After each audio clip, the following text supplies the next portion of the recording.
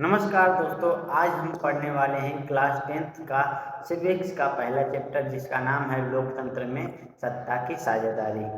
तो इस चैप्टर में हम पढ़ेंगे कि लोकतंत्र क्या होता है और लोकतंत्र में सत्ता की साझेदारी क्यों जरूरी है। और हाँ, अगर लोकतंत्र में सत्ता की साझेदारी नहीं हुई तो इसका क्या परिणाम हो सकता है। तो सबसे पहले हम समझते हैं कि लोकतंत्र होता क्या है। तो बच्चों, लोकतंत्र एक ऐसी शासन व्यवस्था होती है जिसमें जनता के लिए जनता के द्वारा एक शासन चलाया जाता है, ये लोकतंत्र कहलाता है। लेकिन अब्राहम लिंकन कहते थे, ये भी एक प्रकार का परिभाषा है, उन्होंने दे दिया था। कहते थे कि जनता का मतलब वो कहते थे कि जनता का जनता के लिए जनता के द्वारा चुना गया शासन को ही लोकतंत्र कह समझते थे। अब देखो, हम समझते हैं कि सत्ता में साझेदारी क्या होता है। तो देखो, किसी भी देश की शासन व्यवस्था में अधिक से अधिक लोगों को शामिल करना है लोकतंत्र में सत्ता की साझेदारी यानी सत्ता की साझेदारी कहलाता है। और जिस देश में लोगों की सत्ता की साझेदारी ज़्यादा होता है वहाँ की लोकतंत्र बहुत ही सफल होता है। अब देखो, सबसे पहले हम समझते हैं कि बेल्जियम की कहानी से कि अगर मतलब कि लोकतंत्र नहीं होता तो क्या होता।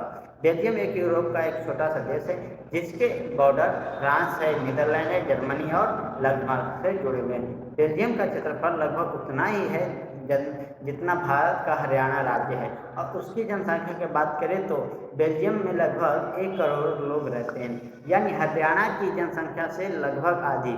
अब बात इस मैप को देखो थोड़ा, ऊपर का हिस्सा जो है फ्लेमिश इलाका का है, इसमें 59% लोग डच भाषा बोलते हैं और नीचे वाले जो है इलाका वो बालून इलाका है, इसमें 40% लोग रहते हैं।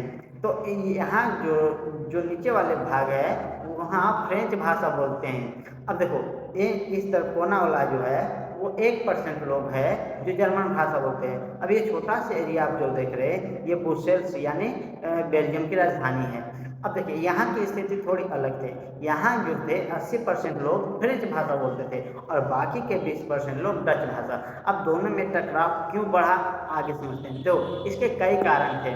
सबसे पहला, जो फ्रेंच भाषा के जो लोग थे वो ज़्यादा अमीर और ज़्यादा शक्तिशाली थे, लेकिन जो डच भाषा के लोग जो थे ने वो आर्थिक विकास और शिक्षा का लाभ मिला लेकिन बहुत देर से मिला। अब आप ही सोचो, जब एक समुदाय को ज़्यादा लाभ और एक समुदाय को कम लाभ मिलेगा तो बताओ क्या आपस में तनाव नहीं बढ़ेगा? बढ़ेगा।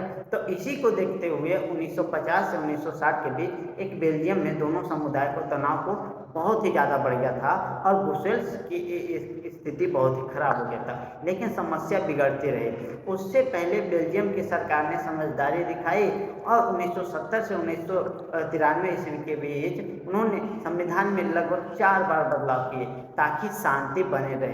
मुख्य बदलाव क्या क्या हुए? पहला बदलाव हुआ था केंद्र सरकार में डच और फ्रेंच भाषा के जो मंत्री थे उनकी संख्या बराबर हो गई।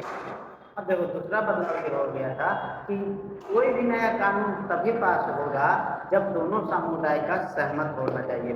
फिर तीसरा बदलाव ये होगा था कि केंद्र सरकार बहुत सी शक्तियां राज्य सरकार को देती थी। और चौथा बदलाव वो हुआ था कि राजधानी ब्रुसेल्स अलग सरकार बनाई जिससे कि दोनों समुदाय बराबर होंगे।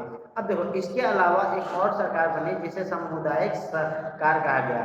तो यह जो था तीनों भाषाई के समुदाय में अलग अलग सरकार बनाई गई थी, यानी कि बेल्जियम में जो था वो 3 तरह की सरकारें बनी। पहला सरकार को नाम दिया गया केंद्र सरकार यानी कि देश के लिए, फिर दूसरा राज्य सरकार यानी कि राज्य के लिए, तीसरा सामुदायिक सरकार यानी समाज के लिए। भले ही ये व्यवस्था जो थोड़ी जटिल थी, लेकिन हाँ, इससे देश में शांति बनी रही और लोग खुशहाल जीवन जीने लगे थे। यही कारण जो थे यूरोपियन संघ का मुख्यालय ब्रुसेल्स को चुना गया था। श्रीलंका की कहानी रखते हैं। जो श्रीलंका की कहानी एक एशिया का महाद्वीप का सबसे निचला भाग है जो तमिलनाडु तट से कुछ ही किलोमीटर दूर पर स्थित है और इसका राजधानी कोलंबो था, ये तो सब पता है। इसकी आबादी लगभग 2 करोड़ है। श्रीलंका में 74% लोग सिंहले भाषा बोलते थे और ये बौद्ध धर्म को मानते थे। 18% लोग तमिल भाषा बोलते थे, क्योंकि तमिल जो थे वो 2 भागों में बट गया था। एक बट गया था श्रीलंका, जो श्रीलंका में जो लोग रहते थे वो बट गए थे, और दूसरा बट गए थे जो तमिलनाडु से अपने मतलब अपने भारत देश से गए थे तो बन गए। वहाँ श्रीलंका में लगभग 13% लोग थे जो तमिल बोलते थे, लेकिन यहाँ भारतीय 5% थे। जिन्होंने बंधुआ मजदूर के लिए भारत को लाया गया, जो 7% लोग थे वो ईसाई धर्म के हैं।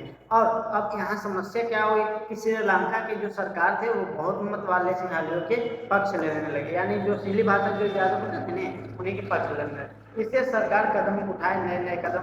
पहला कदम उठाया 1956 में सिंहली भाषा के जो थे वो राष्ट्र भाषा घोषित कर दिया गया था और सरकारी नौकरियों को सिंहली भाषा वाले प्राथमिकता को दे दी।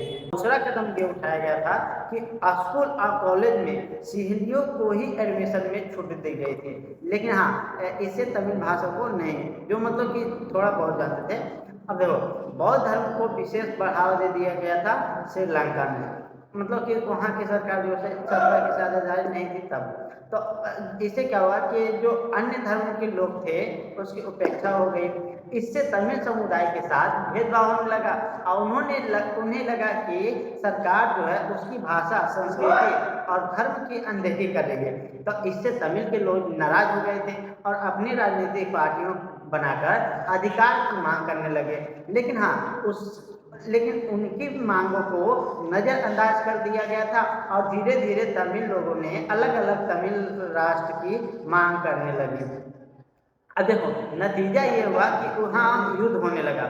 इसी नाम को गृह युद्ध कहते हैं। इससे श्रीलंका को भारी सामाजिक, सांस्कृतिक और आर्थिक नुकसान को भी झेलना पड़ा।